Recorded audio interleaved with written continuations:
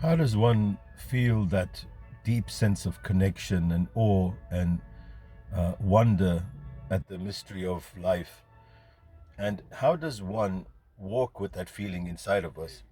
Most of us don't want to live in lack. Most of us don't want to live in our heads. We want to live in the present moment. We want to engage with every feeling and every thought and feel alive and feel connected and feel the essence of life.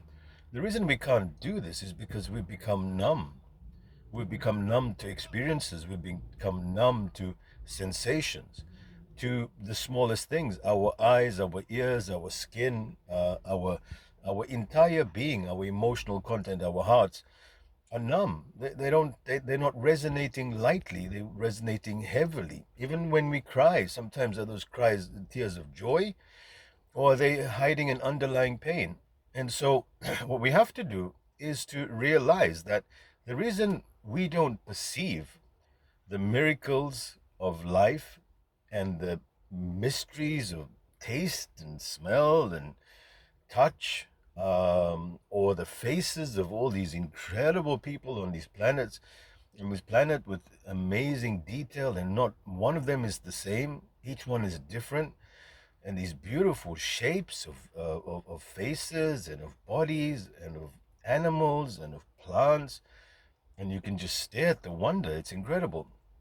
But you can't see that wonder, right? We're just talking about sight here because we become numb. And if you look at music and listening to the sound of the music and the sensations of the fine tunes and this perfect harmonies and symphonies, and everything's just in this perfect melody, and your ears can just totally get taken away by it.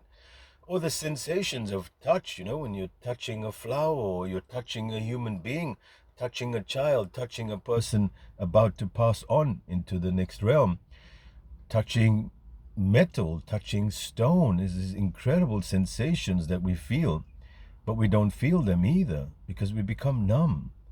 Right? So even our hearts, so when we see something joyful or something good happens in our lives, it's momentary. It's like, oh yeah, that's it. Now back to work.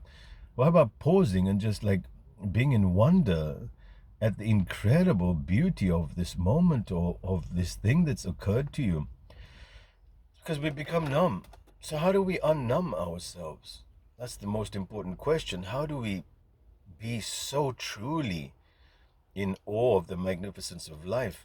Is by tuning our senses in many ways. So the first step is to deprive the senses. That's what people don't get.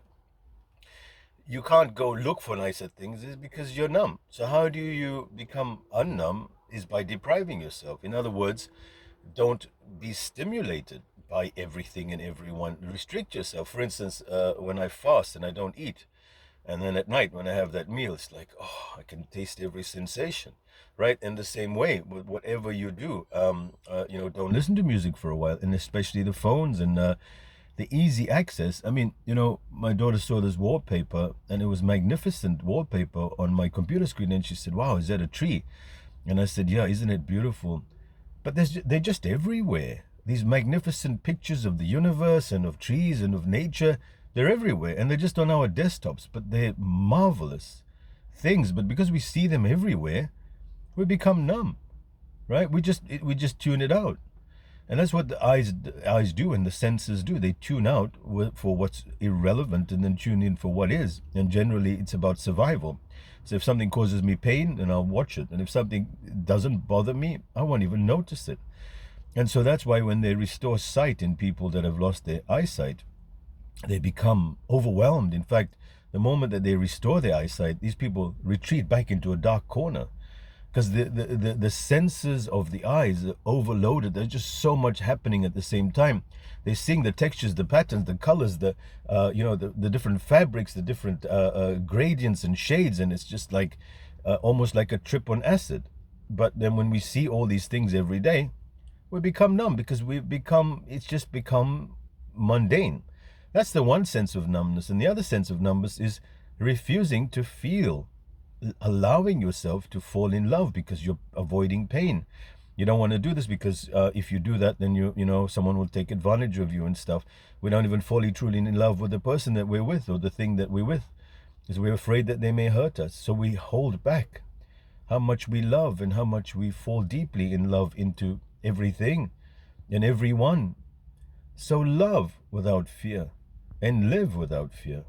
But first, recognize how much of this world and how much of everything around you is being blinded because you've seen it too much and you've overexposed yourself in many ways. And so the dopamine, if you want to call it that from a chemical perspective, is not there.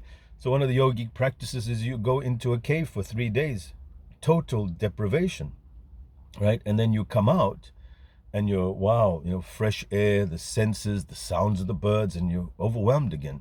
Now, if you can't do that, you can do this thing called a lily tank, right? So you go in a lily tank, which is sensory deprivation, spend a couple of hours there, you can get that. Otherwise, just spend some time in the dark, right? Everybody's afraid of the dark, but it's because we spend time in the dark that we can appreciate the light. So learn to tune your senses in again. And I want to talk more about this in the future, and I will, the practices that I've discovered from the ancient teachings to recalibrate us and sensitize us, because we become desensitized, right? Numb. Chat soon.